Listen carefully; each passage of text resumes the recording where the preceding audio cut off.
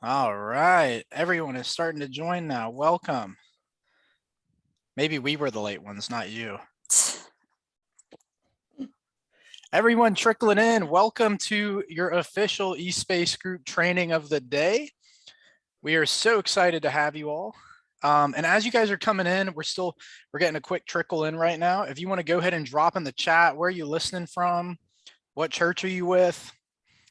Maybe tell us something nice about eSPACE to get positive reaction started for us. It'll come back around to you. Just tell us where you guys are listening from today, who we're talking to, what church you're with. We would love to hear from you guys. Yolanda, Church of the Holy Spirit. Christine, Wamela, oh, a lot of names. Talina, good to see you. Taylor, good to see you. I know I've worked with a lot of you all directly. Travis, welcome, a newer client. Hal, welcome. Margot. Ryan, Elizabeth, a lot of great people in. Only the cool people came today. I love it. Cool. And we're just going to wait a few more minutes here just to let everybody else trickle in. Oh, I love it. So many churches. And I actually like these churches too. That's awesome. I'm just kidding. We like them all. Lori, which one's your favorite church? Pick one. Oh, no. No. Not doing that. I'm just kidding. They're all my favorites. There you go. That's a good answer. Awesome. Welcome, everybody. Come on in. Keep it coming. And we'll get started here in just a second. I know we're about a minute over. Let me go ahead and readjust some things on the back end here. We will plan to get into it in just a second. But again, tell us where you're listening from today. We'd love to hear from you if you have not said something yet. And also lots of churches here. This is great for you guys if you want to direct message each other. If you're like, wow, you're also in St. Louis, we're in St. Louis. Please build your connections here. Please feel welcome to leverage this webinar to do so. It's always great to meet your neighbors and learn how they're using eSPACE and how you guys might be. So highly recommend you all doing so. Well, let's go ahead and get started here, guys. So if you saw the emails and some of the content that we sent out, we have taken all of our questions for this webinar in advance to make sure that we stay structured. And I have a big spreadsheet here of lots of questions. We hope to get to all of them today. We may not be able to, though. Okay, so if we don't get to your question today, please know you could always contact us at support, and we're happy to help you there. You can email me directly. You can email whoever you'd like. We want to help you with any eSPACE questions that you have. We just had a very overwhelming amount submitted in. So I hope you all can understand. And what else do we have? Lori, what am I missing? I think you're doing greatly. Okay. Just keep on rolling. Okay, we'll just keep on rolling.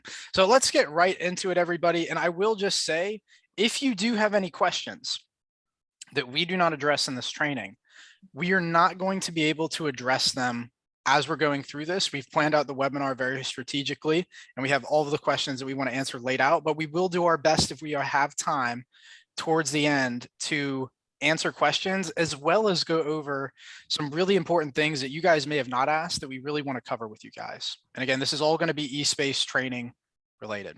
Okay. Well, without further ado, I'm going to go ahead and share my screen, and we're going to get right into the questions. And I will state there was one question that I wanted to address right out the gate before we dive into the software itself. And that is primarily related to a button in the mobile app. I think this question was, are you working to fix the bottom buttons on the app for the user? They work for admin, but not for users. So we have experienced an issue in the mobile app for just portal users.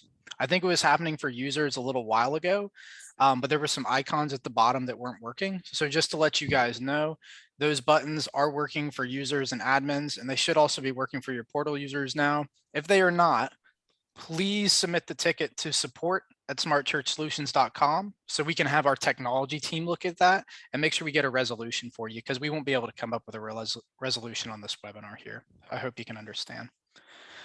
Well, fantastic. Let's go into our first question. And this was actually a question for both modules, but when entering a work order, the space is a long drop-down list that must be scrolled past regarding of the service category chosen. Is there a way to hide the list of spaces for certain categories which do not need a space selected?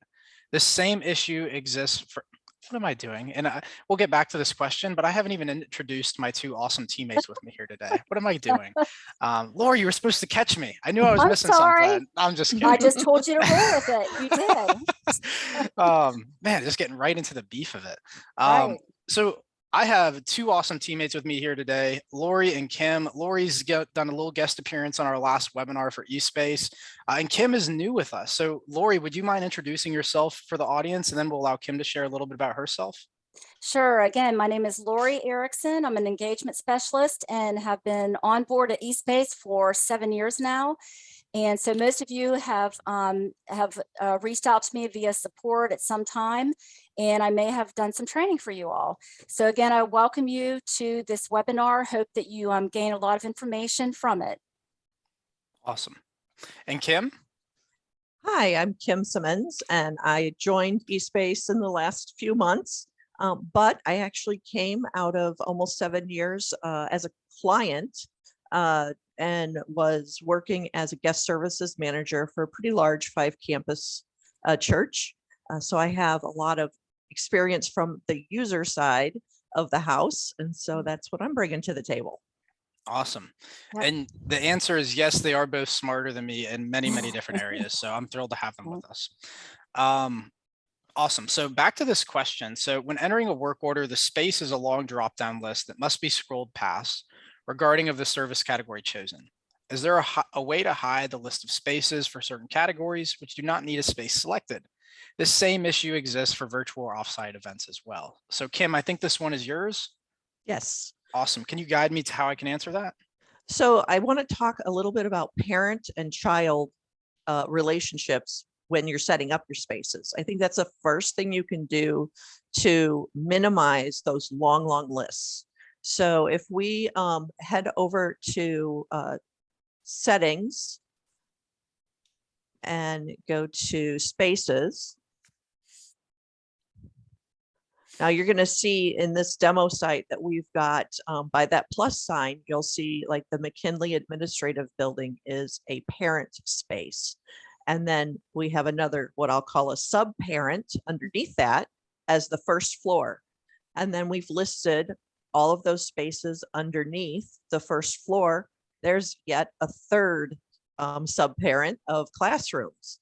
And what this does is it condenses those lists so that as folks find that first parent that has to do with the space they need, then they'll start to drill down to find the exact location. And that keeps those lists a little shorter and a lot more manageable when you're looking at entering, whether it's an event or a work order. And if you wanted to, Lee, go to the work order module and take a quick look here. It's really the exact same way of setting up settings. If you hit settings basic and then go to our spaces. And to do this, just look to the left of each, when you set up your initial space, you'll see that plus sign. And that plus sign with the green on the right side allows you to set up additional child spaces underneath a parent. So that's the first recommendation that I am going to give you. Now, I can tell you on the work order side, there is another option, and that is to not require spaces for your work orders. Now, you can't do that by category, as was asked, but you can do it in totality. And so if you go to your advanced general settings, and you head under work order creation, you'll see right at the top, require a space when creating a work order. Now, this is going to be a choice whether you need that space or not. I know my experience has been more leaning towards requiring a space for a work order. You know, how many times do you get a work order that says change the light bulb? And if they haven't selected a space, you're going to be looking a long time to figure out where to change the light bulb at. But again, it's an option that you could choose, but I highly recommend go the parent-child route. Awesome. So our next question is there a way to upload a setup without going through configurations? So this is where I like to use, if we hop back over to Event Scheduler, go to Settings, Lee, and let's look at item groups under Advanced. So right here under item groups, this is where initially you'll need to set up a group that would contain kind of the, if you will, the default items for a specific group name. So for example, we've got a wedding event group name here. And what you would do is you'd create that, and then you would include all of the basic items. So spaces, resources, services that would be part of a wedding event.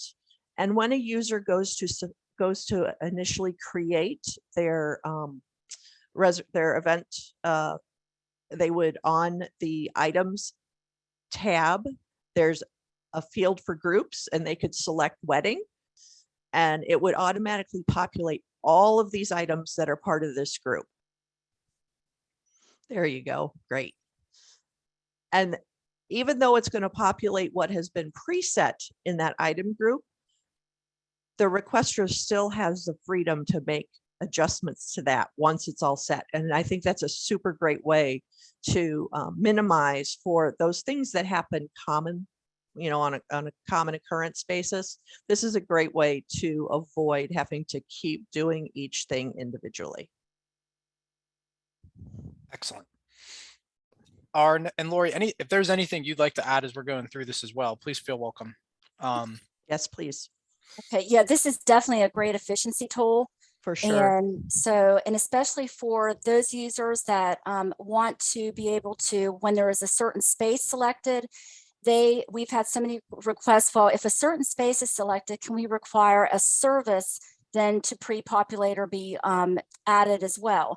And the answer to that question is no. However, you can do it through the items groupings. You can go ahead and add all your, add the space, the resource, and include the services that you want. So that's one way to be able to do that. Mm-hmm. Excellent. All right. And Kim, another one for you. What is the best way to enter an event with multiple dates and times, and each date is different?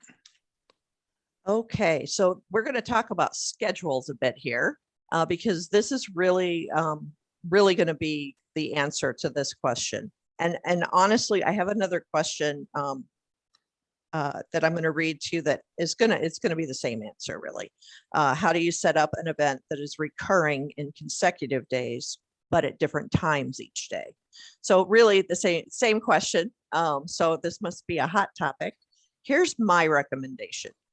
First, set up your event as a recurring event, which you do that from the Details tab. Thanks, Lee. And you can do that a number of ways. It just so happens this one's custom, but if you have date where you can select the dates from the calendar and they can just be random. And then you can also, from that drop down there, Lee, just show the daily, the weekly, because the first date was on Monday. It says, weekly on Monday, monthly on the last Monday. A lot of options here. The thing to know is that you have a lot of flexibility with these recurrence rules, but I would set the dates up first as your recurrence item. So what that's going to do is when you've created that, you'll see on your occurrences tab, once you've submitted this item, you'll go to your occurrences tab and you'll be able to see all the dates that have been set. And when you expand on that, which you can do the way Lee just did, which is hit the plus minus, but you also can hit this expand all button that's just a little bit above that to expand all occurrences at the same time. What you would do is you would edit your date and time within the individual occurrence. So you would go to that individual occurrence. If you just want to edit one of those, Lee, it's going to take you just to that specific date, and you can adjust your time if that needs to be different. Awesome. And when you go back to your occurrences tab, you're now going to see that you have multiple schedules. In this case, you have 2 different schedules, one for each date of your event. So what's important to remember here is if you're going to have multiple schedules like this, if you make a change to your first date setup, whether be a different space, resource, or service, and you need that to apply to all of your schedules, make sure you will have to do that in each one individually. So that's an important reminder. Excellent. Lori, this one's for you. What's the easiest, most reliable way to differentiate specific instances of recurring events? Example showing both the recurring Sunday service listing and the title of the specific sermon that day. Hence Sunday service, Easter, Passover, Ramadan, so on and so forth. Okay, and this also just is right in the same, with regards to schedules.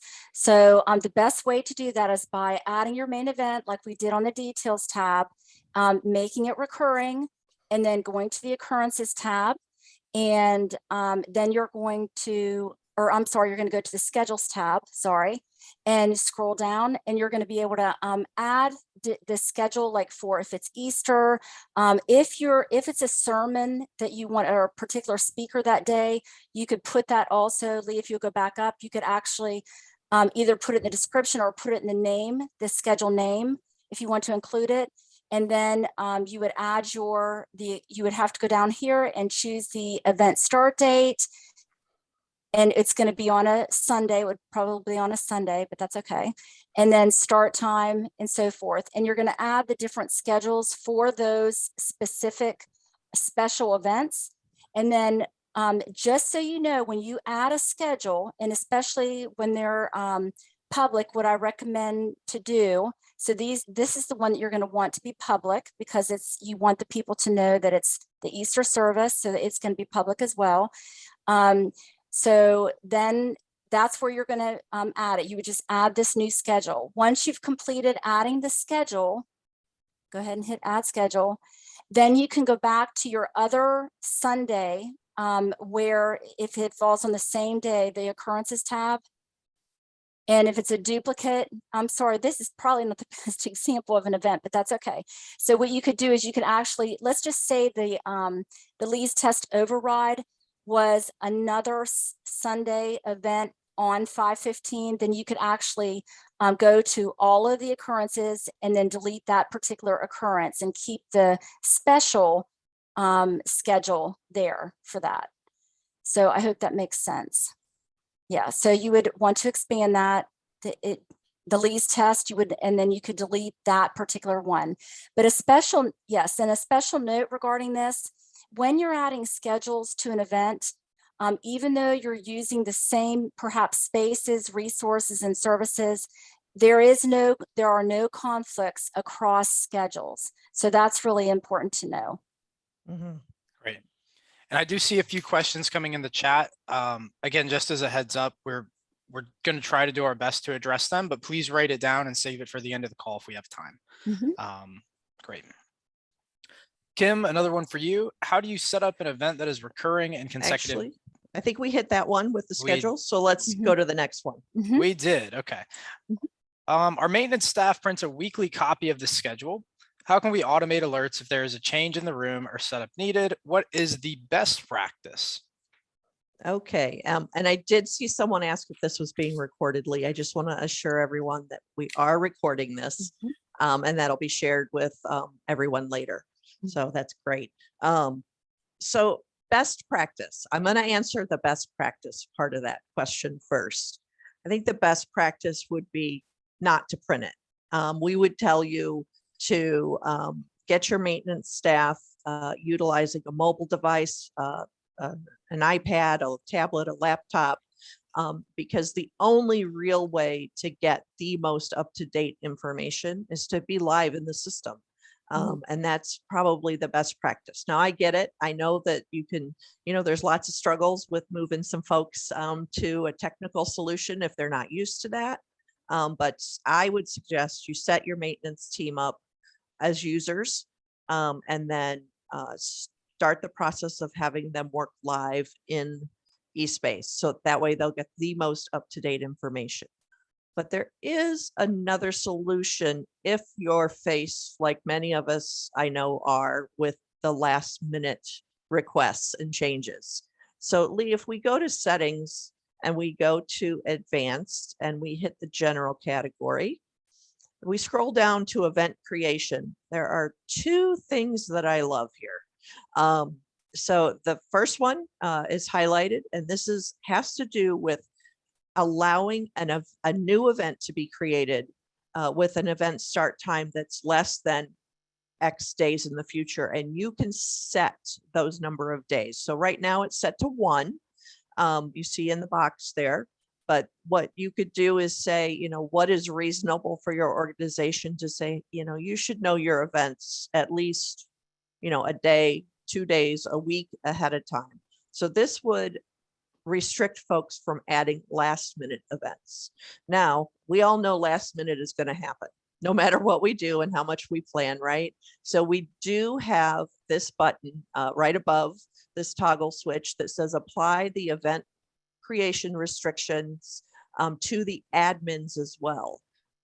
This is the group that I usually recommend leaving that just like that toggled off, because of the fact that we know last minute is going to happen. In this case, your admin or admins would be able to still create those late events that are less than the number of days you choose below. So that's one way to limit late requests. The next one is down below that, and it says don't allow events to be updated. So this is an existing event that requires an update, whether it's setup update, changes, and I think that's really what was being talked about in this question. Don't allow updates to be made less than X hours prior to the start time. So if we toggle that on, Lee, toggle that down below, you're going to see the similar pop-ups as to the question above. Again, I would leave this question toggled off so that you can allow those admins to make the last minute changes if necessary, but set your hours. Now this one is in hours because we know event changes can come right up to the start time of an event, right? So this would be set to hours. And in this case, they'd have to have all their details in 24 hours ahead of time. So I highly recommend the use of these to help you manage some of the late information that can come into your maintenance team. I do also have something to add to that as well that I've found pretty effective. And this is less last minute. But if you have a report builder set up or any report in general, you can have it so it's emailing them that report of what it needs to be. Like maybe it's just like events with childcare for the day. So anytime there's an event with childcare and you set up that rule Kim shows you where people can update events 24 hours prior, and like your childcare person, for instance, needs to know what am I doing today with childcare? Or again, if you have facility services as a service here, you could do that the same way and basically create this automated report that'll go to that person's email on a recurring basis. So maybe they want to see it every day at 8 a.m. What do they need for check-in? Or what do they need for facility setup? You can have that kind of report digest emailed to them every day as well. I thought that's always been pretty cool. Yep, reports are great. Cool. And Lori, back to you. Yes. So will adding the configuration be a required field at any point for all events entered and be more visible? People miss this all the time and is critical for all of our events. Great question. More than likely, it will not be required, but you know, things change all the time and it's based on requests that come in. Not every user wants to be able to, wants to add configurations. Again, that may change in the near future. Maybe we can make it an option to make it required, but I don't know of anything coming up soon regarding that. One thing that I do recommend, if you go to the config, you know, actually, Lee, if you, here's the configurations and you can add the different types of configurations. They're right here. And then if you just expand one of the, like the casual banquet setup roundtable right there, if you expand that, and you can see all the different spaces associated. So now if we go to basic and then go to spaces. And then we want to go to the church building, expand, and we want to find, let's just go ahead and do the fellowship hall space, for instance, and choose edit. One thing that I find is that's really helpful, that is, if you scroll down, we're going to go down to the configuration and click on allowable configuration. Notice that I have a default here. So whenever you can have many allowable configurations, but if the room is set up a certain way all the time, but you want to allow other allowable configurations, definitely recommend that you make that the default. That way, when you get to the setup tab of the event, this thumbnail image is always going to show for that space. And then that'll kind of be a trigger. Oh, then I want to choose a different possible allowable configuration. And they would just choose the edit button next to that. But if you click on that image, Lee, so a lot of people have said, oh, you know, that's a very small image. You can just click on it to enlarge it and then close it. And the same thing within the setup tab. So hopefully that answers your questions. You can also, another thing that I just added a little note on is, if next to your spaces, if you want to go in and add what we call a tag to those spaces that have, you know, configurations, you can do so. So here's tags. And these are the tags that I've got within my org, the demo account. But what you could do is you could go in and you could even create one called, you know, and abbreviate it, you know, allowable configurations or configs some way so that the users know that there are additional configurations for that space. So that's just a good way to see that. So if you go to setup to, yeah, go ahead and choose that space for the fun of it. Right there, fellowship hall space, okay, or it doesn't matter. And then go to the setup tab. Yep, so there's the configuration there. Click on it to enlarge it, close, and then go to the right of it over where it says edit, and you can choose other allowable configurations. There you go. All right. Kim, back to you. Yes. If I have an offsite event at a place that's totally unrelated to the church, say a park, can I put this into eSpace? We want to use eSpace as a calendar that shows everything that's going on. So let's answer that part of it first. Let's answer that. Yeah. So that's super simple to do. You do that from the details tab. And there's a toggle button here. Is this event offsite? Lee just hit that. And you'll see that pops up a required box for the location. Great. And then the other part of that question, I'm still having an issue with setting up combo rooms within a large meeting space. Right. Yeah. So combo rooms, you do that obviously in settings, basic spaces. And it's really super simple. You first create a space for your large room. So the combination of two, but also create your two individual rooms. I'm not sure, Lori, if you have a combo room in here. I do. So if you'll go to, I believe it is in the, try the church building, unless it's been moved, church building, and scroll down and see if you can see Monarch room. Keep going. Okay, there it is, Monarch plus room. Yep. And so these are all the different variations of it. Go ahead.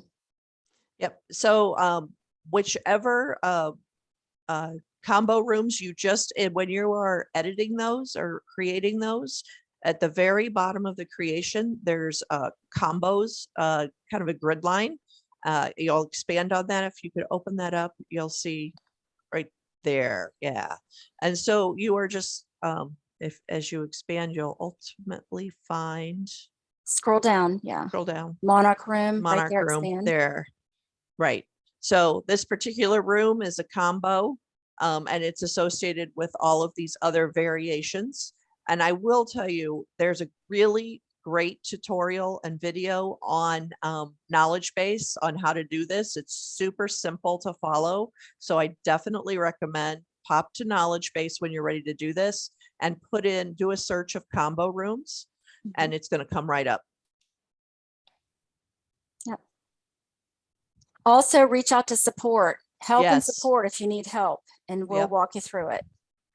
Then the last part of that question, how can I change a virtual event to an event that needs a space and vice versa? And I think All we'll right. just jump back to an event here to show that. Yep. And again, this is you're gonna find this on the details tab. And if you scroll down just under that offsite, there you go. Is this event virtual? Now it did give you a pop-up box where you could plug in your virtual meeting link. Make sure that you're doing that with the right format. And if you don't, like, type in the word Zoom for me. Just type Zoom and hit enter.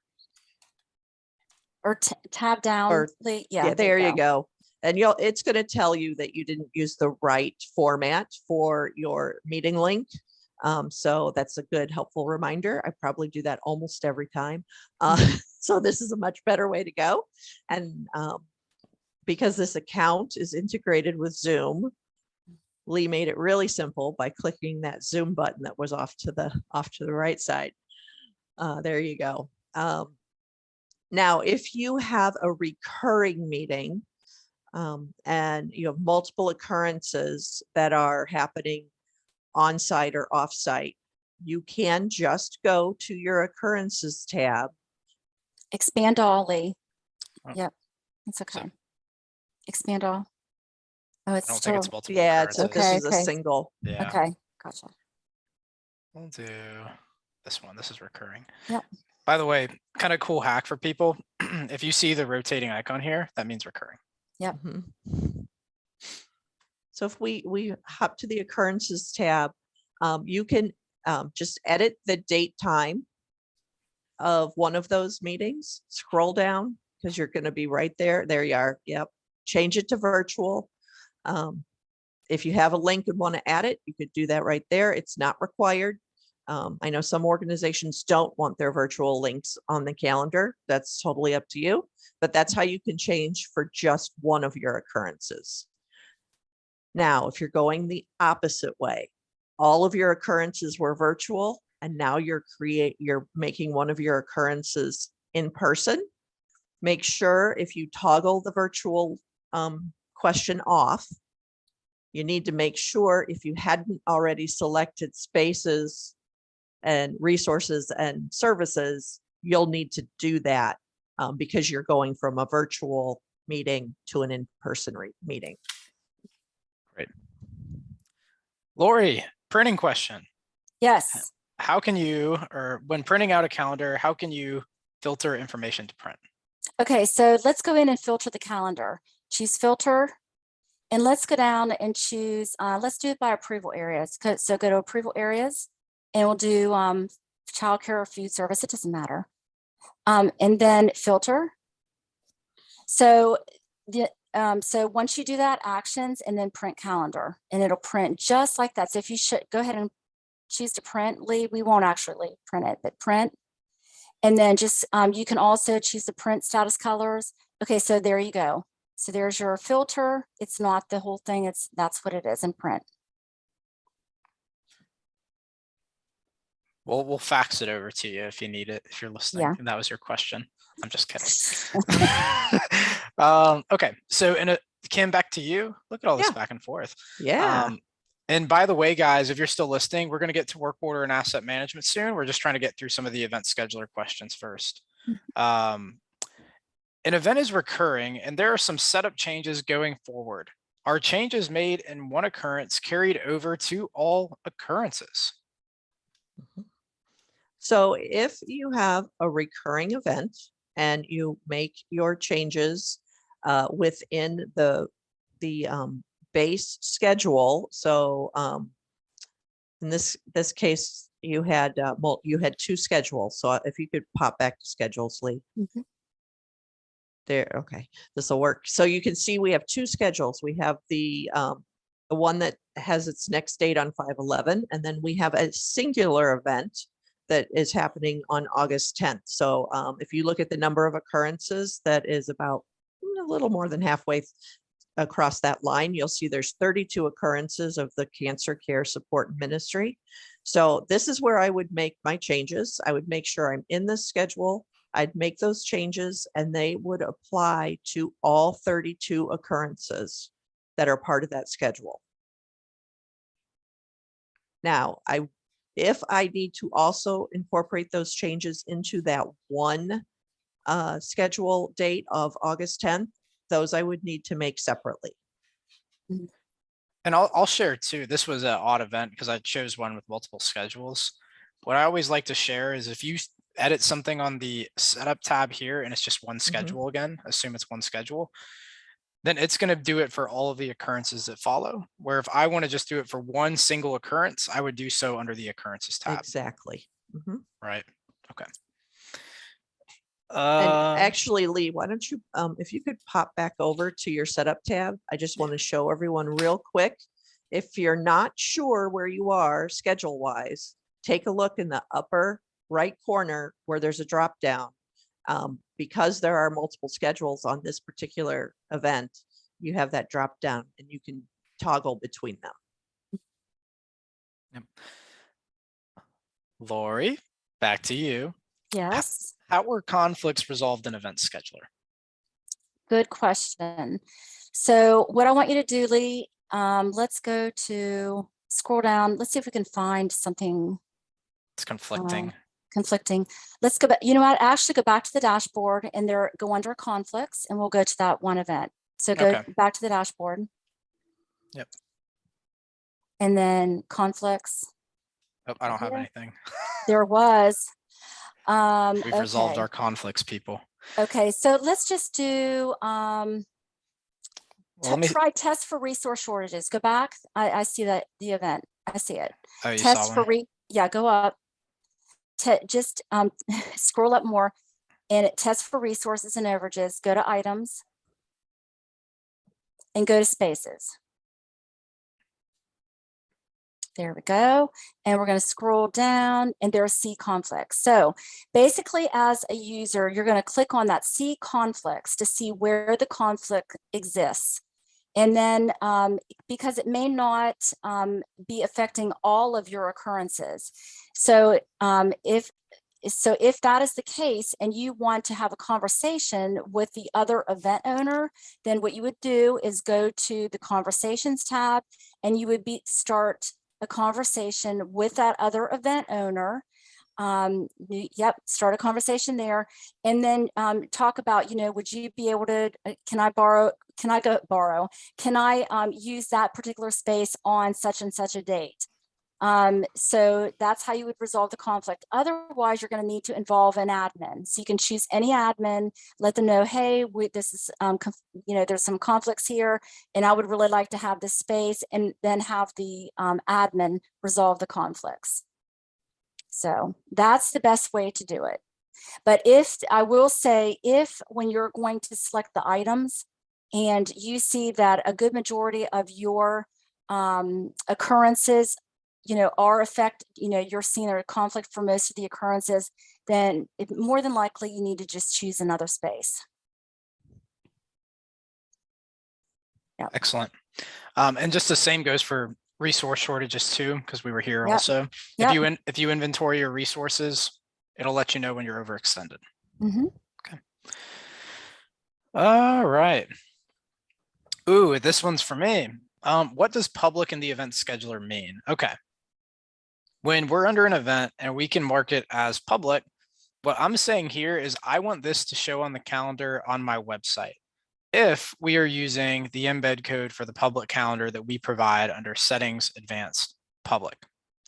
So that's a pretty easy one, but you could actually embed these calendars on your website if you like. And not only that, but you could also use it to filter maybe through like an ICS file going to your Outlook calendar or a Google calendar. So maybe you just need public events. You can do all that kind of fun stuff too. But primarily the public option is when I check that, I'm saying that I want this to go on the calendar on our website for the public to see as well. Can I add something, Lee? You sure can. Okay, so a lot of you, when you're adding spaces, you may be adding additional spaces like for nursery, for childcare, all of that, and you don't want that on the public calendar. So what you want to do is go to an Evently and just select items, if you will. You can do, yeah. So if the event is public and you do not want it to, all of the spaces to show on the public calendar, right here where it says override location spaces on public calendar, type the space in that you do want to show on your public calendar or spaces, and then hit save. And only those spaces will show on the public calendar. All right. Okay. Kim, back to you. What Yes. types, if any, notification does the event organizer receive regarding their event? Reminder event is coming up, reminder event is ending. So what reminders is an event owner receiving? Well, let's talk about notifications first. If we go to the top, there you go, my notifications, and that's just that. It's the notifications for the individual who is logged in.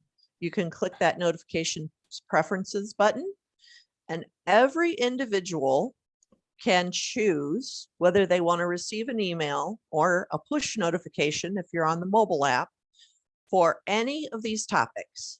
Now, when a user is first set up, the default for email is to receive all of these. Now, some of these are based upon the different modules that you might have, but this will show you and give you just a brief explanation of what each of those items are. And so this is where it can be customized. Again, it's set to on for all of these initially on the email side, and most of the mobiles are off initially as well for the push notifications. So that's the first place that a user can set up their different notifications. One of the other things you could do is if you go to the details tab, right? Very good, thank you. Optional settings. The user can choose when they're setting up their event whether they want to see a reminder. This first section is whether they want to see a reminder a month before the final occurrence of a recurring event. And so that could be toggled on. If you want to toggle up above, there you go. If you toggle that on, that in the case of those recurring events, this is just going to send a reminder and say, hey, last one, do you want to extend it? And I think that's a good practice for folks to get into setting when they have those long recurring events. But the next one is down below. If you want to set that there will be a regular reminder when the event is close, you can choose whether that would go to an event owner, admin, sub-admin, or event contacts. But again, this is a choice that is made when you're scheduling your event. Excellent. All right. Well, we are going to jump over now to the work order and asset management piece of our questions. And again, I'm still seeing a lot of questions come in through the chat. Please hold your questions. We will try and have some time at the end. If there was a certain item we covered, make sure to write down the context and your question. Just keep it on a notebook next to you, and we'll try and get to it if we can by the end of this session. Okay. All right. Looks like the first one's for me. Is there a way to use the timer during the work order to accurately track the amount of time that has been spent on a work order? So what this person means is if I start the work, right, and I stop the work, they want this to kind of serve as a timer. Unfortunately, it doesn't work this way, but it's actually how we coded it intentionally. If you are in maintenance at your church, it is very likely that you're familiar where if you start the work, it's very easy for you to get pulled into something else and not be able to track what actually you've been doing accurately, where maybe you're changing a light bulb and somebody says, hey, can you move this in my office real quick? So we actually intentionally built it so that you can manually state how long it took you, because we found that actually to be more accurate in the long haul and compared to having a timer. But for reference, you could also take a peek at history and it should be able to give you some guidance here too at times. Let's see. I got a big list. Lori, this one's coming back to you. Inventory request forms. We Okay. need, Go ahead. we need, no, you go ahead. No, you go ahead and finish the question. I'm like ready to go. Go ahead. Inventory request forms. We need to submit recurring requests for the same items. Is it possible? Okay, we've had this question asked a lot. So if you will, go ahead and choose request inventory. And just for those listening, this is only if you have Asset Pro. Mhm. Okay. Yeah. So unfortunately, we do not allow for recurring, automated or recurrence rules within this. And it's supposed to be intentional. We need, you want to request inventory and you do it. It's not something, if it was automated, we just don't do that right now.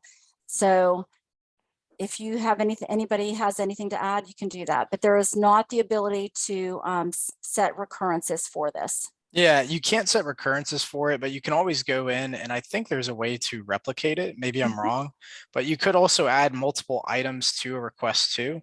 Right. So that way it's not just one item per request.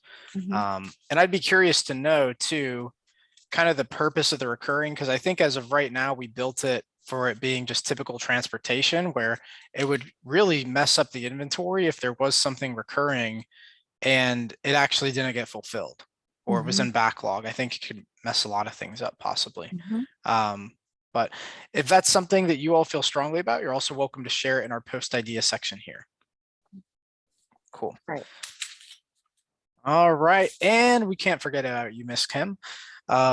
Is there any way to assign a work order to multiple individual users without using the department function? So really, that's the primary purpose of the department function, is to be able to assign a work order to a group of people. You don't care who's going to get the work done. You just need one of those folks to do it. And someone will go take that when they have the availability and get it done.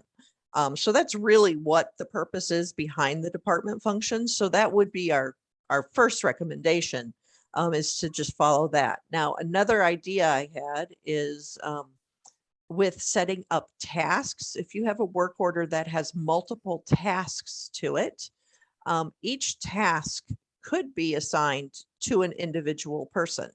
So you could assign each one of these tasks to someone different. And that would be another way to go about assigning multiple people to the work order.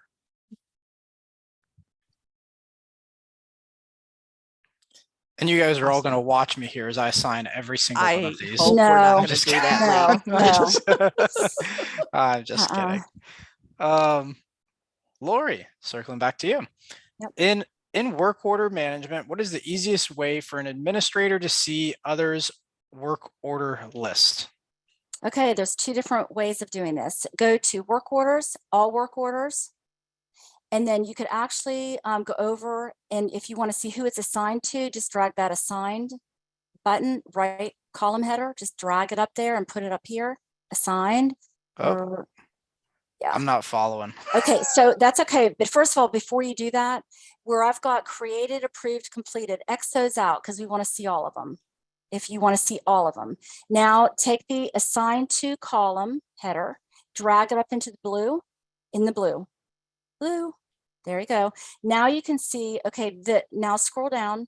These work orders have not been assigned yet, so keep scrolling down. They were rejected. Now you can go down and go to a different page. Go to another page. I don't know why it's a lot of unassigned. Yeah, there's a lot of unassigned. So just go to maybe page 7 or something. If your system looks like this, you're doing it wrong. Yeah. So, but anyways, you can see all of the work orders based on who they're assigned to in that order. If you want to go back up and just remove that assigned to, just click X in that. But basically you can filter. You can even go to assigned to and choose the filter sign next to it, which is even better. Type in contains and maybe put Lori or whatever, and then filter. Nope. Okay. So these are all the work orders that are assigned to me. So regardless of status. And then if you scroll down, you'll see the different pages. The other way to do that is another way to do it, accomplish this, is by going to the calendar. This is how I like to do it. Yeah. And so assigned to, you got it. So that's all you would do, and then filter. Adam's a giant slacker, by the way. This Adam driver. Uh-oh. But those are the two easiest ways to do that. You can Right. also run reports, but I find this to be the easiest. Yep. Is there a way to view the entire PM list, and can PMs be edited or changed to add or delete information? List PM, Yep. and then you export to Excel, and you'll see the actual PMs. So go ahead and export, show that, and then expand. Yeah, so you'll see that, but just note that you're not going to see the work orders within it that are generated within. This is just what the actual PMs are and the frequency of them. Great. Okay. And it looks like back to me. How does inventory work? Well, you can keep inventory of your replenishable items. So anything replenishable like filters, light bulbs, cleaning supplies, buffing pads, all that good stuff we can include here. And frankly, you can also upload and kind of have your Excel spreadsheet that you can make inventory adjustments on if you're doing it outside of eSpace. But what I highly recommend is, like, let's pretend we're changing a light bulb together, and we'll just add it to this work order. I'll go and add it to the cost here, and I'll show you frankly, if you have Asset Pro, I'll show you the way I like to do it. It's a lot more efficient than this because you can just scan a barcode rather than search for the item. But let's say we're changing a light bulb, and we'll have a light bulb here. We'll add one. So it's going to do a few things now. Is the system is going to be able to track, okay, when this work order is closed out, by the way my settings works, is it removes this light bulb from our inventory on hand. And then what I can also do is it's going to associate the cost here because it's smart enough to know what the cost is on the back end. So that's going to be there in my reporting later. If I want to see where'd all my light bulbs go, how much did that cost me, I get all that information. But what's really cool about the system is you can set a reorder threshold up for each inventory item. So if I have a reorder threshold of 5 light bulbs, once the system recognizes that I am below 5 light bulbs, it will actually shoot me an email and tell me it's time to order more. And if I track the vendor I ordered from, it tells me what vendor it comes from too. So I think that's a really cool way to do it. And the other way that I like to do it, if you have Asset Pro, that I highly recommend, is you don't have to search the items like I did, is you can just scan the barcode for the actual item, the inventory item, and you can just add it to a work order and you're done. So super easy. And if you also use it for inventory here, rather than uploading the spreadsheet, you can just scan the items and adjust what inventory you have if you're not doing them tied to work orders. Okay, that looks like another one for me. What is the best way to put in a PM for an elevator, which includes service dates, repair, everything like that? So multifaceted question. Elevators, I would keep that as equipment, as you see here. So we have our elevators, and I could also break down and see the past and upcoming work orders or PMs that we performed on that item. But what I would also do, and I don't know if I have it set up like this in this account, is I can track all the information here, manufacturer, model number, serial, all that good information. But I saw here you also wanted to include service dates, repairs made. So those would be the work orders, but license due dates. So you can also build a user-defined field and make it specific to the elevator maintenance and repair service category. So where I'm going is settings, advanced user-defined fields. And if you want to track license due date, you can track it here, or you can also create a PM for that. So you can have the UDF within the elevator equipment, or you can just have a PM let you know when it's time for that to be due. But basically, you would just come and add a PM here. Then once the equipment's set up, oops, that's vehicles. We would add the PM here, and I would just associate it with that equipment then. As long as that service category is for elevators, it'll show up here. Next question, how to reopen a closed work order. Lori, I think that one's for you. Yeah, so if it's a work order that you personally requested, then you can go to the top of your dashboard under the closed, and you could select at the very top, closed work orders. Yep, so you could go in there if you wanted to go in and reopen it. You could click on that and change the status of it, or so you could go to status, yep, and then change the work order status up there, and you could just do whatever, and then you could put more information in there, or you can go to work orders, all work orders, and filter by closed. So you'd need to X out all of those and then just find your closed. And then you could search by the work order number to the right. So up here on the search, yeah, and just type in 520. Okay, so here you go, 520, and then you could open that up and change the status of it again. Cool. Okay. Great. And how to connect a work order to specific, and just so you guys know, we only have a few questions left, and then we're going to poke around some things we want to show you guys that we think are going to add value to you all, and then we'll be able to take questions. So just to make sure you guys are still with us here. We've been doing this for about an hour. Can we get a break check real quick? Anybody drop something in the chat? You still with us? Is anybody falling asleep yet? Anybody learn anything new? We'd love to hear from you guys. Do a little wake up call. The chat is quiet. I wonder if they're sleeping. Oh no, they're still here. Okay, cool. Taking lots of notes. So Okay, I'm seeing too. Good. And I promise we're not making that up either, guys. A lot of the chats just come into host and panelists, but okay, cool. Cool. All right, just wanted to make sure they weren't sleeping on us. We're good. Kim, do you have a pulse over there? You sleeping? I'm sorry. Okay, what was that? No, Okay. I love it. All I'm right, taking my own notes over here. Are you kidding? there we go. Let's do it. Hey, All Lee, right. can I just add something about the closed work orders that I do want to mention in case somebody comes to me and says, no, I can't do this. It's only admins are the ones that can make changes to the work orders and or sub-admins that can manage work orders. So that's important to note on those. Well, I was going to tell you can't add anything, but I guess I'm just too late. I'm just Sorry. kidding. Okay.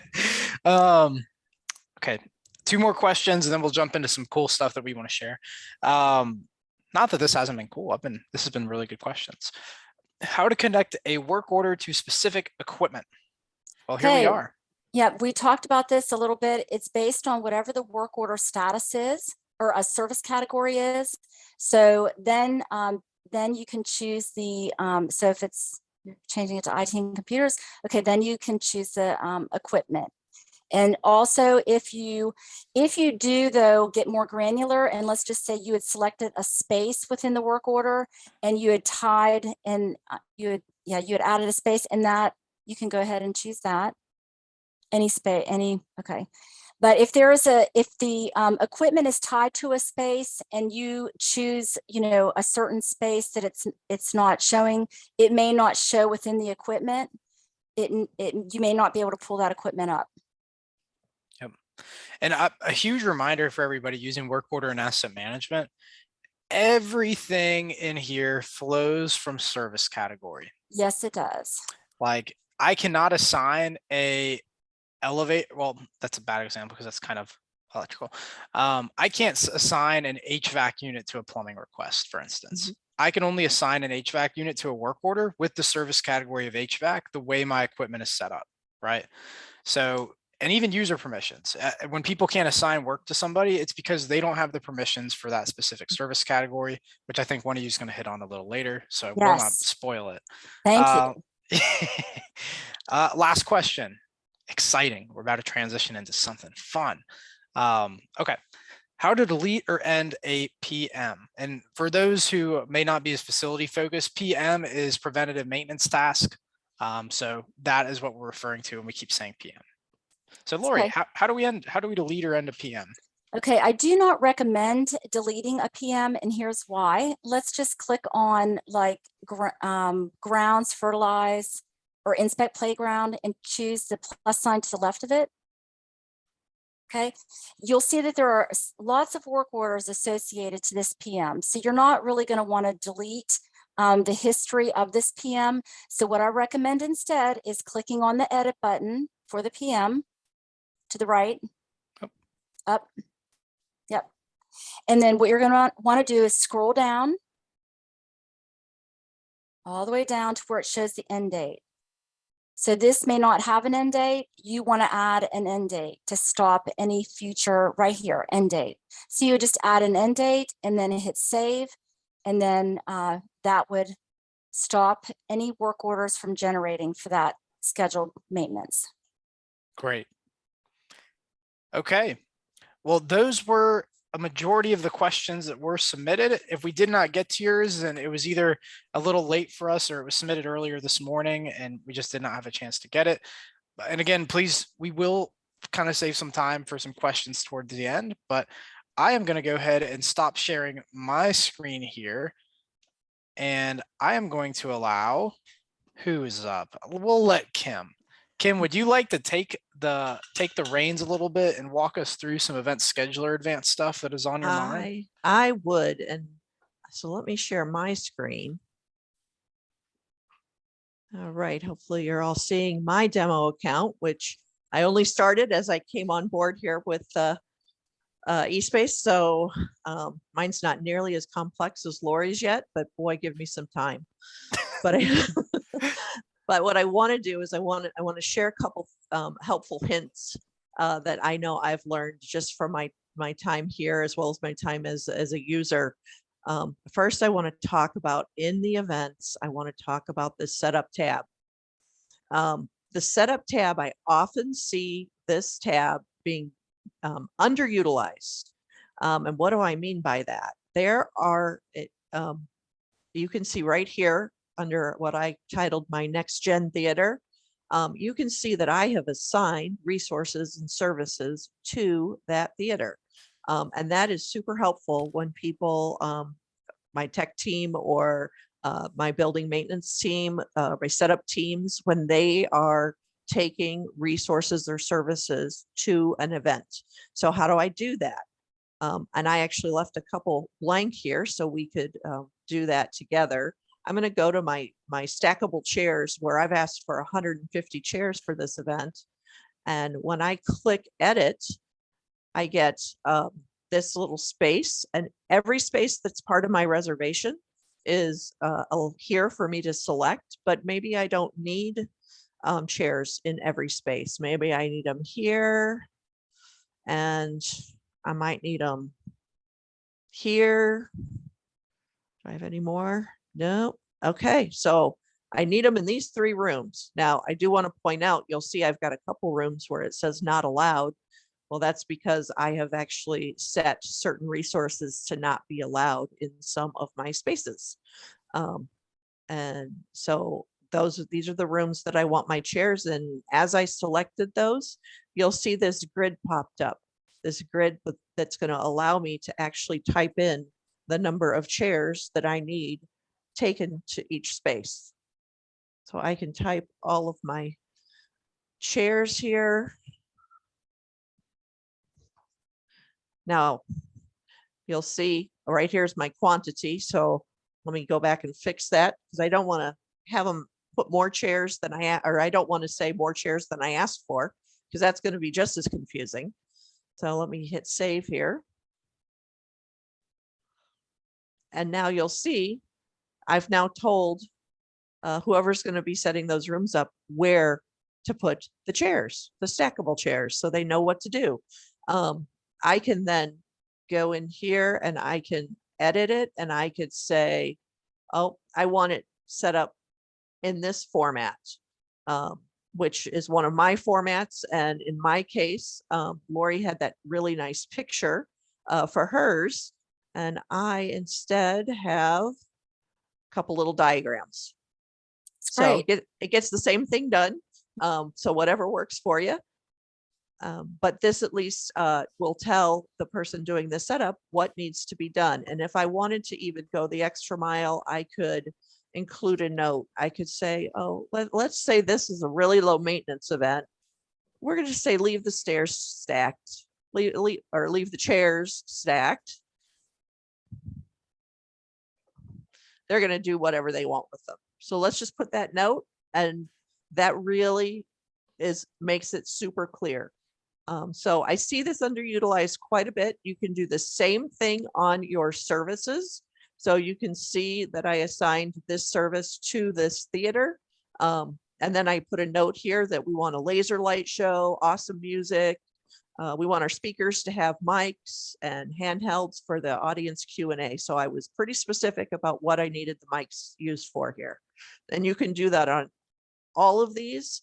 And I highly recommend that you use the notes and the space assignments on this setup tab. It's really, really helpful. I will say, don't go the opposite direction. I've seen the opposite as well. Sometimes too much information. So if you have notes to leave, let it be very short, precise, and specific. If you type a very large memo here, it gets to be too much to read. So just be as clear as you can, and it's super helpful. All Awesome. right. So one of the other things that I wanted to talk about is categories. Categories are great when you're starting to look at reporting and analytics. After you've had some time in the system and you want to really analyze, how many of our events are based on, care ministry.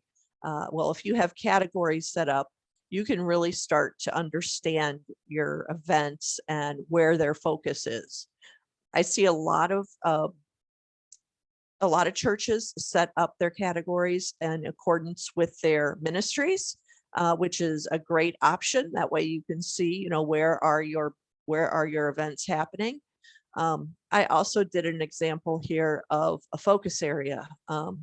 I came from a church that we had 4 categories that we wanted to make sure all of our events hit: belonging, growing, reaching, or serving. We wanted all of our events to have some component of that. And we defined those as a church. So that's another focus area. And you can assign multiple categories to an event. So this really helps you when you're doing your analytics. So another helpful hint.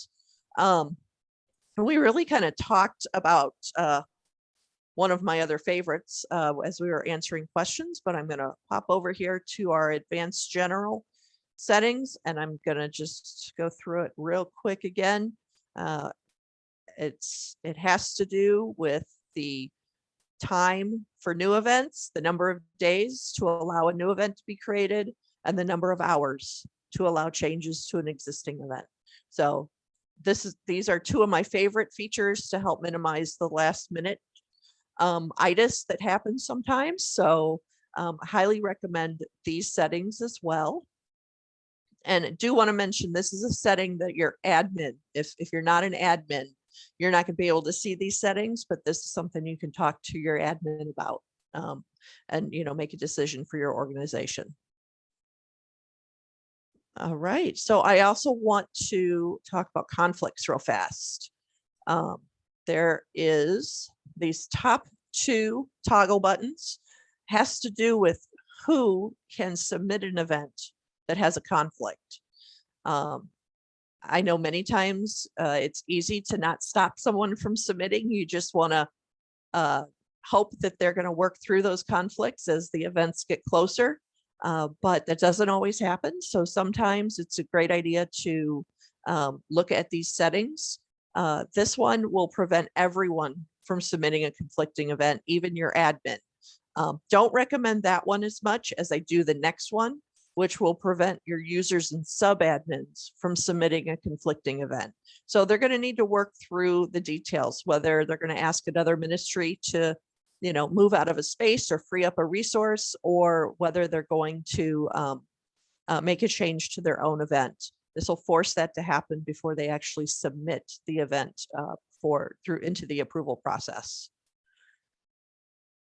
And then I also just want to point this one out down here. This has to do with disabling the conflict checking that we have in eSPACE.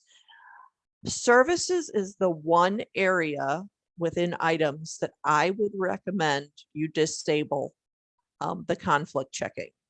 And if you think about it, it's because services, you can have multiple services happening at the same time, whether it's, childcare or the IT tech team is helping with different events. Odds are pretty good that those services can happen simultaneously. So disabling that conflict checking is something that I do recommend for services. Kim, can I add something there? Absolutely. If you're choosing to disable conflict checking for all services, then I highly recommend that you add approval areas for those services.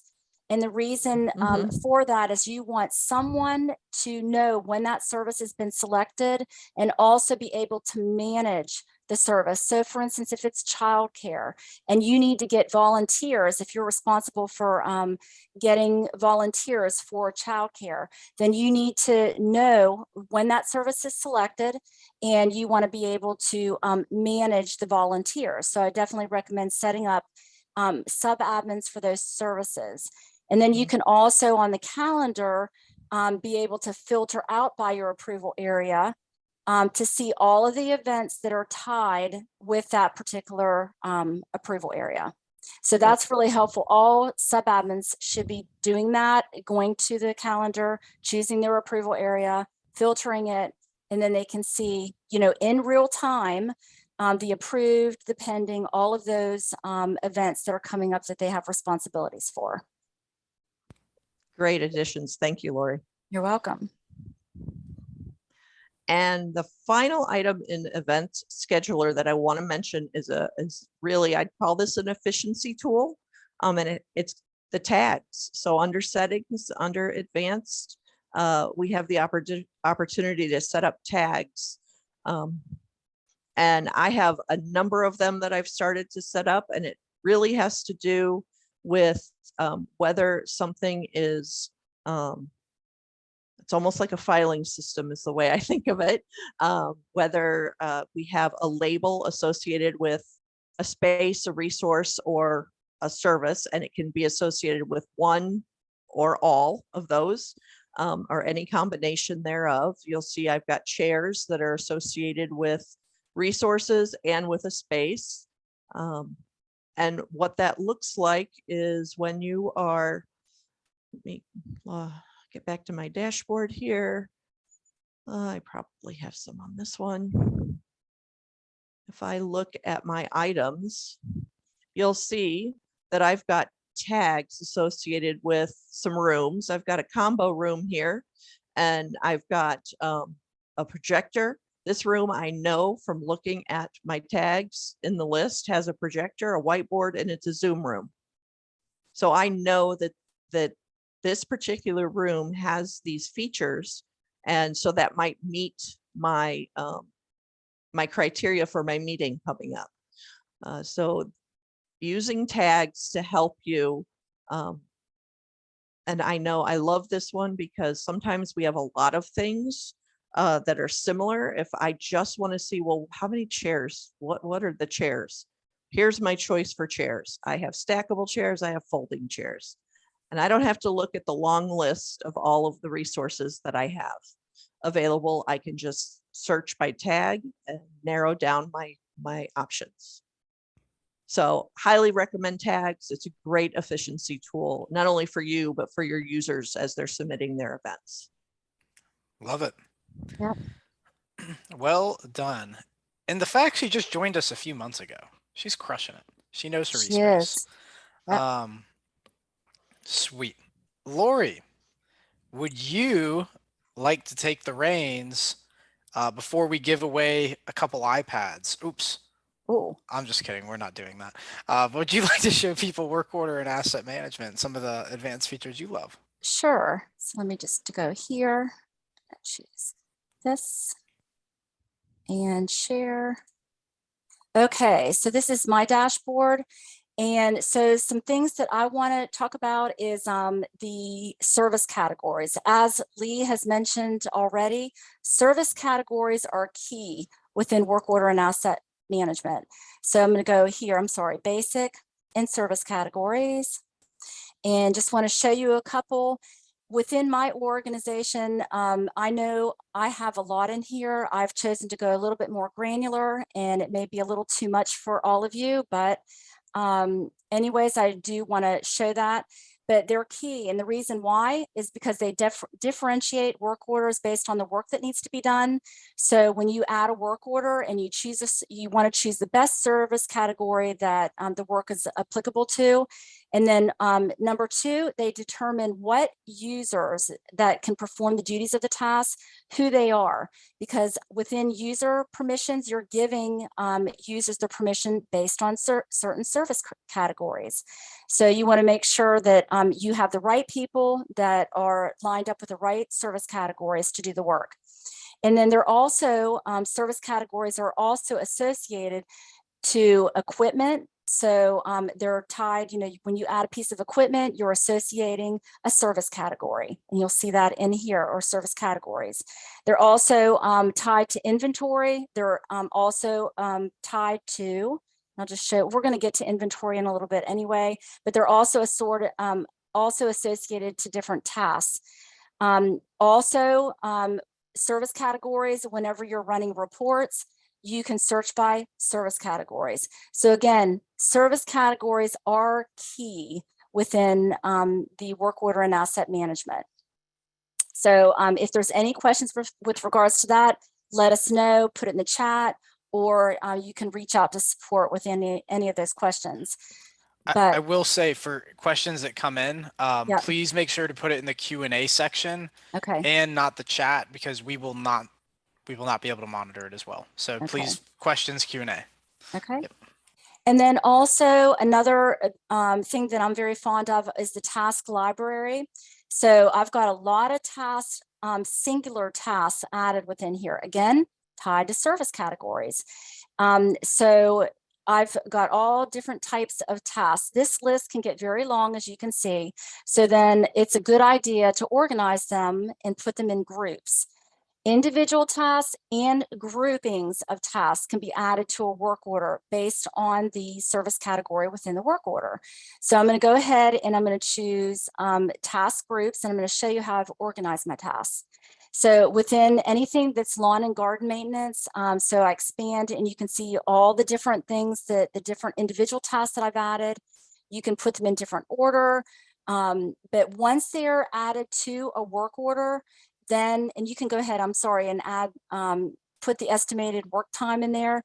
But once they're added to a work order, you can assign, as we've seen from Lee, that you can assign them to different people. And so that's pretty cool. And you can also delete the ones that you don't, on the work order, you can delete which ones that you don't want to include. So I'm going to show you a sample of this. We're going to go to my dashboard.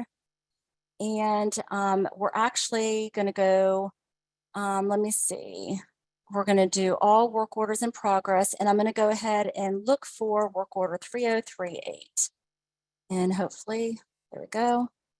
Okay, so here is one, it's for grounds. We're going to go ahead and click on this. Okay, so grounds work around the church building and McKinley building, and it's in an approved state. Service categories, landscaping, includes drainage, retention, and so forth. So I can go over here to tasks, and I can add a new task if I want to, or I can choose to add tasks from the library. You'll see the list of them here. So this is the individual tasks that are tied to landscaping and so forth, or I can choose from the task library and add all. So I'll just go ahead and add to work order. And then from here, I can decide, you know, which one do I want to add, and what is going to be the estimated work time. And then I can choose to assign the grouping of tasks to a certain person and so forth. So I'll just go ahead and add them all, put the due date in here. We'll just put the 13th and assign tasks, and we'll assign them to Gary and hit save. And there you go. So, and then I could even come back in here if I wanted to edit this and maybe assign this particular one to a different person. So there's a couple ways to do that within here, but that's how you add tasks. The next thing I wanted to share was PMs. And I know that we've talked a little bit about these as well, but I'm going to go to the list of my PMs. Okay, so what some of you may be asking, what's the difference between a regular work order and a PM? A regular work order is basically something's broken, needs to be fixed. And so it's usually just a one-time thing. But a PM, which is preventive maintenance, this is something where you want to schedule a work order, if you will, or a PM, that you want to happen on a certain frequency. So you can do that. So I'm going to go ahead down here, inspect kitchen and laundry. This is one that I've added here, and we're just going to edit it. So the requester, the location, the service category, kitchen and laundry. And then I'm going to scroll down here. Notice that I chose my kitchen space in the laundry room. And this is where you can add your equipment. Again, it's based on the service category within the PM. And then here's the equipment that I can add. And then these are the different tasks that I've also associated. And then you can assign the work order, and I've assigned it to a department. And then you can also choose the frequency here and the start date, or you can choose to not have it end. But this is how you add a PM. And then, like I said, you can, once you've added that frequency, you can set it and forget about it. So you've set it up, forget about it. It's going to rule out on that next scheduled date. And then if you choose to skip it for any reason, you just choose skip, it'll go to that next frequency and then put it in order of that date. And then within it, you can see any work orders that are tied to it. If this was like particularly a piece of like an HVAC equipment, and you see that there's a lot of work orders tied to it, there may be some other things that you may need to consider at some point. Okay, this is really, it's an old piece of equipment. We may need to replace it at some point. And so this is where you can see all the work orders that are tied to it. And I definitely recommend, if you have equipment, that you can add to the PM that's applicable, please add it. Even when you add a work order, a regular work order, make sure that you add that equipment as well. And then the other thing that I wanted to share is we're going to go to inventory. And I've noticed that sometimes, when I'm doing trainings, people will have started adding their equipment, but they don't always add inventory. So I want to share this with you. So I've got several inventory types here. You can manage inventory. First of all, is your consumables. So HVAC equipment, you may have a filter when you have to do filter replacements for that. And so that would be considered a consumable. And so that would be also inventory. So you can, whatever inventory you want to manage, by all means, add it. Anything that you want to track, add it. So here I've got anything from cleaning supplies, HVAC parts and supplies, IT resources, kitchen and laundry parts and supplies, lighting, and so forth, office supplies. So you can see I've got a lot here. And then the next step is adding your inventory items. Again, those inventory types are all associated to service categories. So now we've got inventory items here, and you can come in here and you'll see all the different ones here, and we can filter by the inventory type if we want. So if we go in here and select, we'll do cleaning supplies, and you can see the different cleaning supplies I have, and you can add images and so forth. The one thing that Lee also pointed out that I want to highlight, it's really important when you're adding inventory, add a reorder threshold. And then you can be notified when the reorder, when the quantity is below that reorder threshold. And so definitely recommend doing that. And so I'm going to show you where the system generated notifications can happen, but you've got to set them up first. Is you go to system alerts. Again, this is going to help you, and we're talking about the reorder threshold. So if you want to be alerted when that threshold, when the inventory is below that reorder threshold, you're going to go ahead and choose system alerts. And we're going to go set up system alerts. Again, we're in settings, so only admins have access to the settings. And sub-admins on the work order management side have limited access. So it could be that a sub-admin is managing here and they could come in, but you want them to go ahead and enable the system alerts first. And you can see that I've done that here. And here is the inventory reorder. So you can set it for a location or what have you, but I definitely recommend that you get these enabled. And then once you get them enabled and hit save, then other admins and sub-admins can come here and then subscribe to those alerts. So that's something that's really important. Lee, are you getting ready to say something? No, sorry. Okay. So, and then one other thing that we've touched on a little bit and is the mobile app. So, and I'm just gonna do this real quick. So this is what I want to show you. If you have not gone to the Google Play Store or Apple Store to download the native mobile app, I really encourage you to do so. Users like on the work order management side can see, you know, when they're assigned the different work and so forth. And I just want to show you what it looks like. So we're going to go ahead and I'm just going to restore down. This is the best way for me to show you what it looks like. So I'm going to restore down here. Let me just see if it's going to let me do that. And let me just see. Okay, so this is what it would look like. So basically here. So right here is basically what it's going to look like, and it's going to adjust based on if you have an iPhone or a tablet or what have you. Here's where you can actually toggle between work order asset and the event scheduler, but you can add the work orders. Here's any new work orders, and you can go ahead, admins, you can assign them here and view them here. So definitely, you know, recommend that you do that. And you'll see here, and then any completed work to be reviewed and so forth. But again, it does look different, and based on the size of the screen, it will adjust. We'll just go back and you can see that here. And there you go. Yeah. And just to add on that a little, so some people were like, I actually saw a question come in the other day. Yeah. Can configurations be added in the mobile app? And the mobile app is, again, because eSpace is a progressive web app, it is designed to give you more settings based on a larger screen display. Right. You know, if you think of having everything on eSpace desktop on your phone, it's going to get very crazy very quickly. So it was designed very intentionally and took multiple years of planning to figure out how we should do it.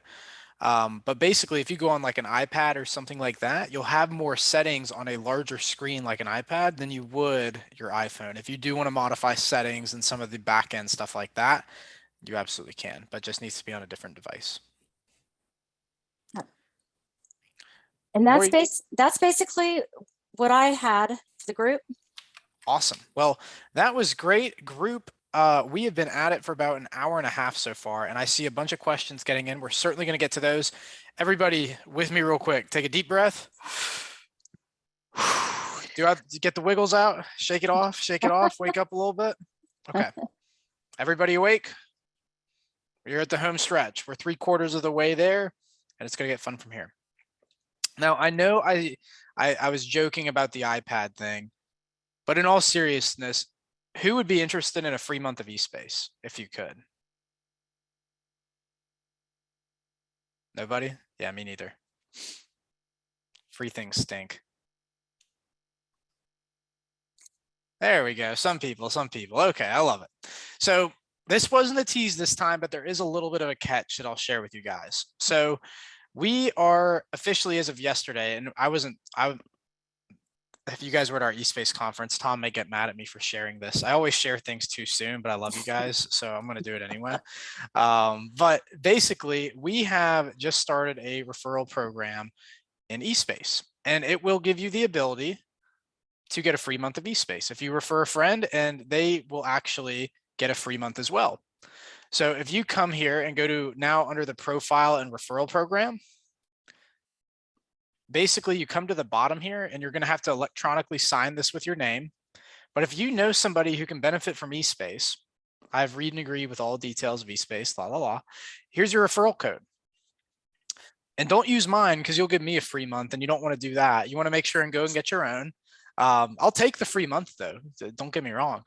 But please note that if you have anybody that can benefit from this, or anybody like that you think would be a good fit to have eSpace, please take advantage of it. You'll get an entire free month off your base package.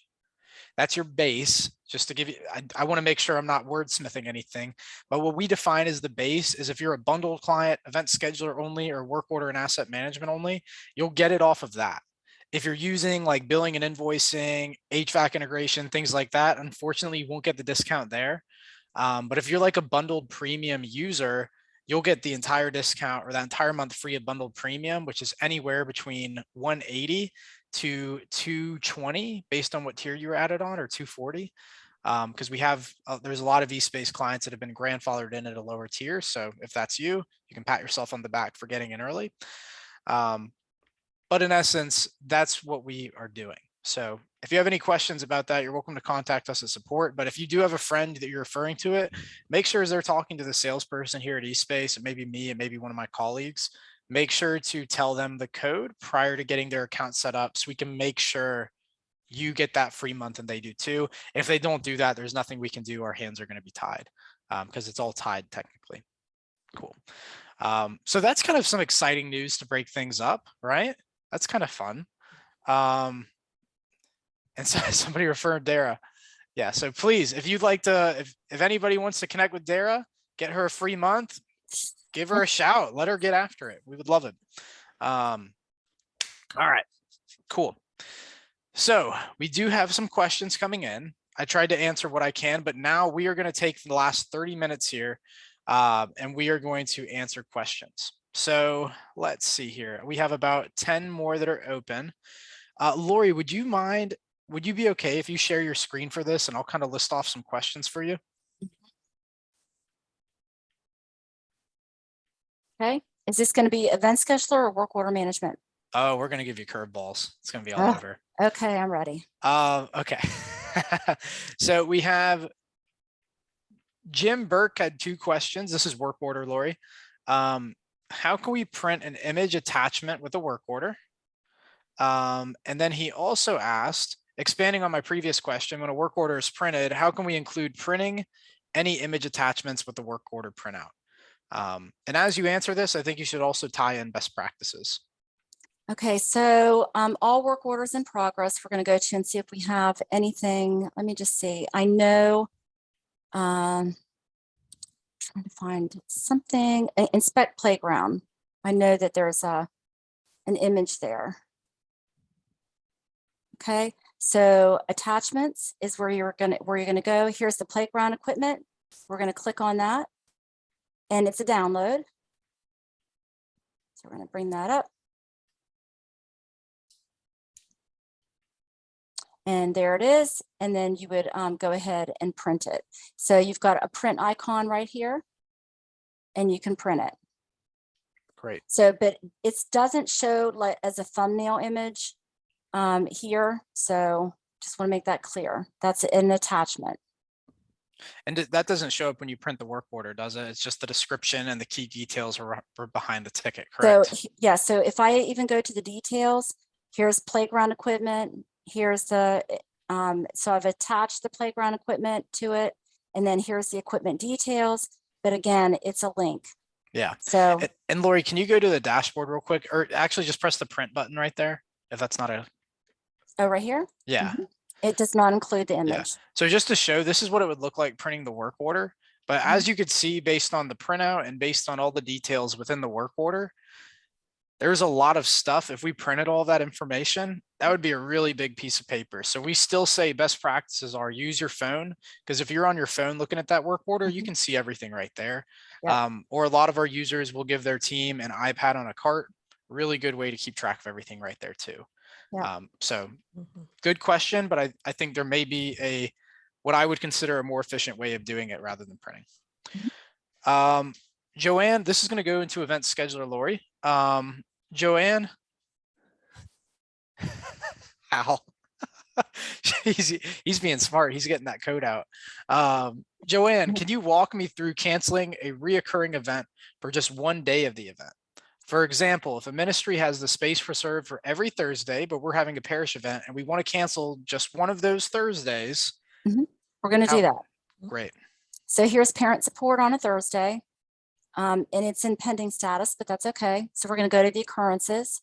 Here's all the occurrences. I'm going to choose to expand all. And and we just want to cancel an occurrence, anyone, doesn't matter. You're just going to choose cancel occurrence, put the reason, and I'll just put just because.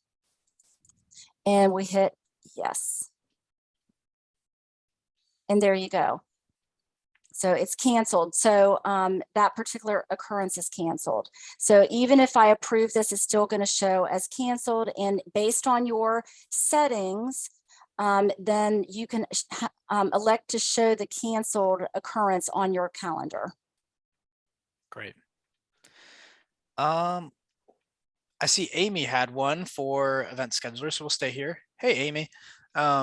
Is there a way to make certain spaces resources exclusive to certain folks? For example, can we make executive meeting rooms only available to a group of people, or CPR trainings, dummies available as a resource only to our safety team?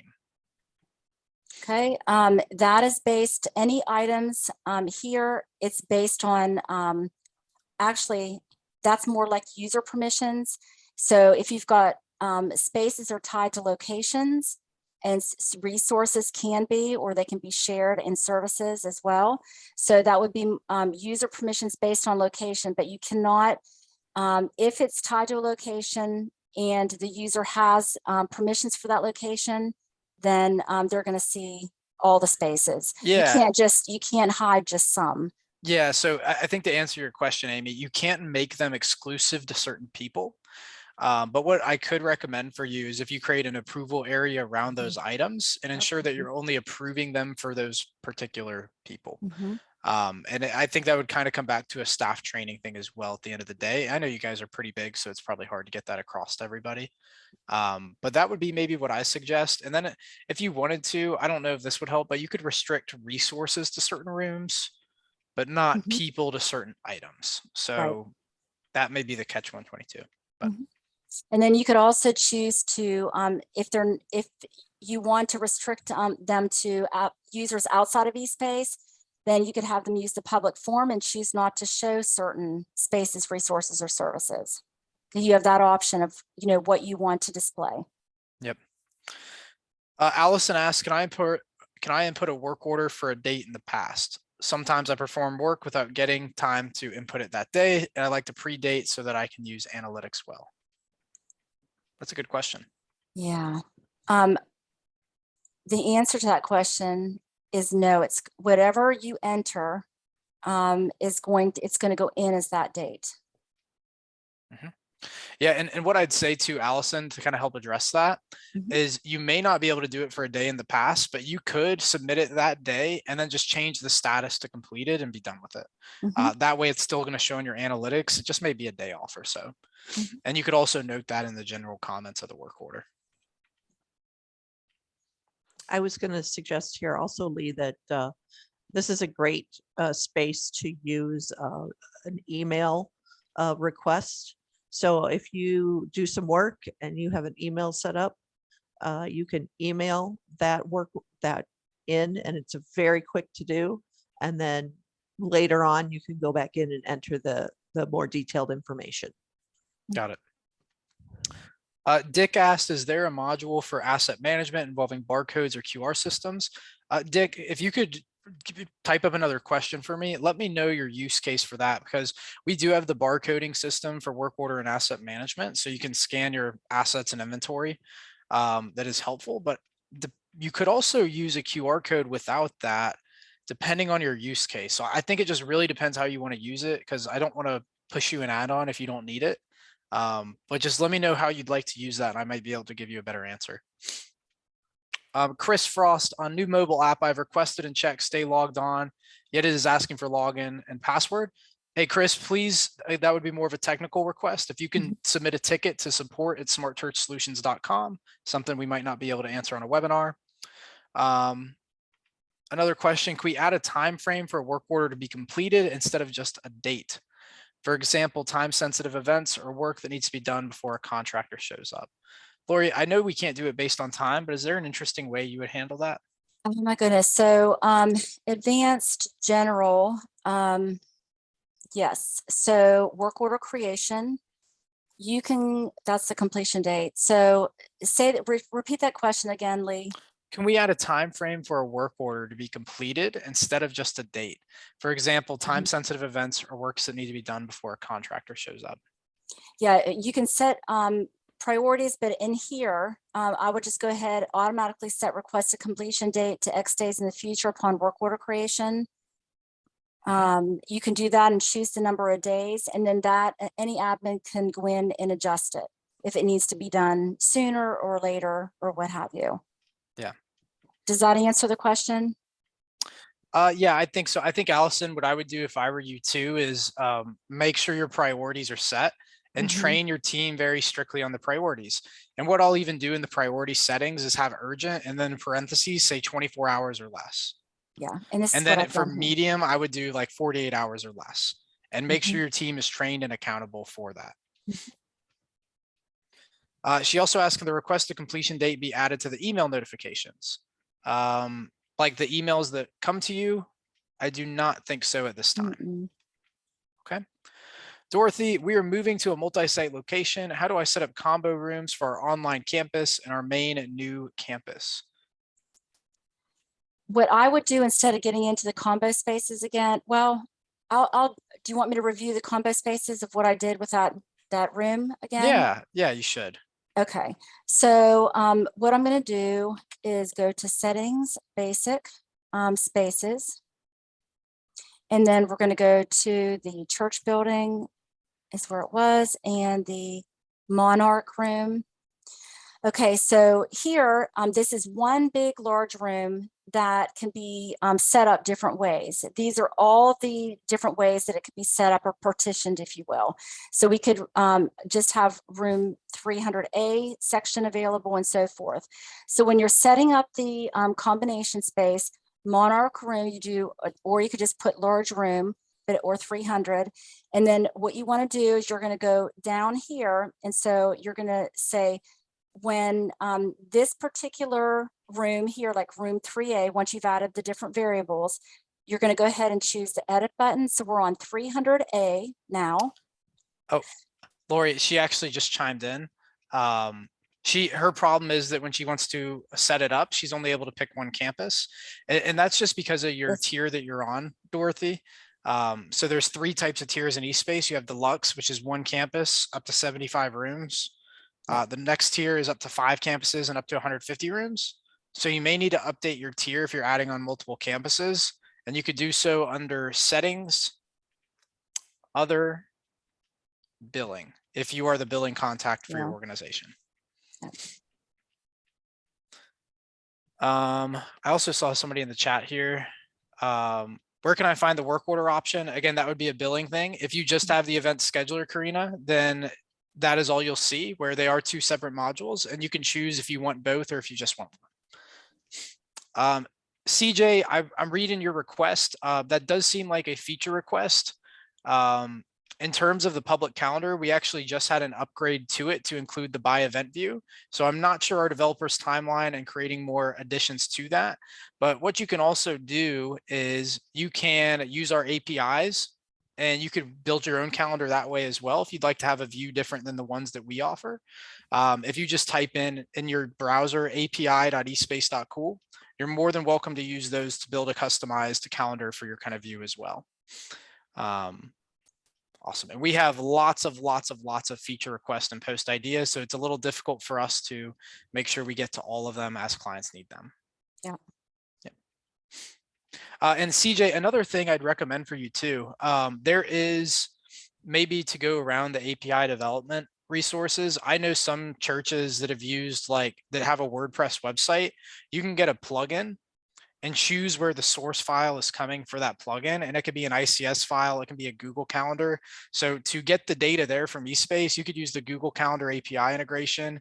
You can use our ICS file and then use one of those pre-built plugins and just have eSpace be the source file through those methods. So that may be a somewhat more creative approach as well that may not require development.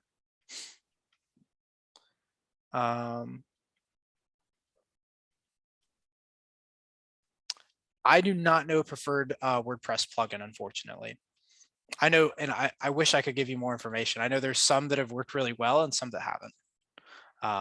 But if you have my email, CJ, reach out and I can try and poke around and find some information on that.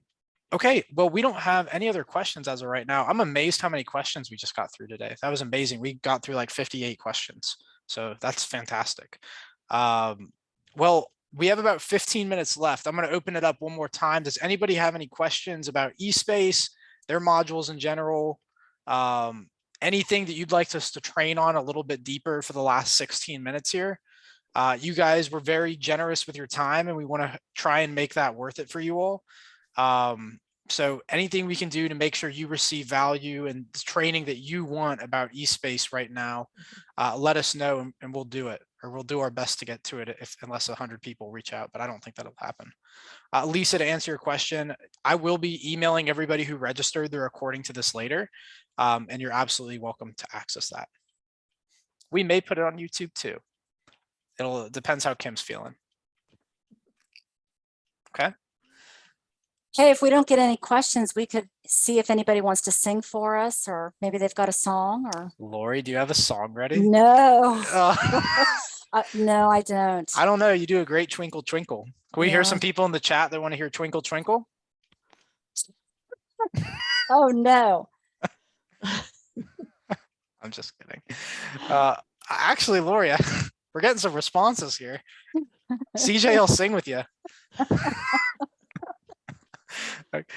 You're getting rooted on here, Lori. You need to do it. Oh boy. You need to do it. No, I'm just kidding. Okay. If there's no other questions, I want to be respectful of everybody's time. Like I said, the recording will be sent out later. Kim, any last minute thoughts you'd like to add? No, I thank you everyone for joining and listening in. And it's really a pleasure to be a part of my first webinar. Awesome. Lori, anything from you? Oh. We're so glad to have Kim as part of the team, and we're so thankful for all of our clients. It's you're the ones that keep us going, and we thank you for that. So thank you. Can you do that again in song? I'm just kidding. I'm just kidding. Okay, and I got nothing else, guys. You guys are awesome. We love our clients and our customers. I hope you all have a great rest of your day, and we are here for you if you have any questions that you weren't able to think of today. So just let us know how we can help, guys. Have a great day. Have a great day, everyone. Bye-bye.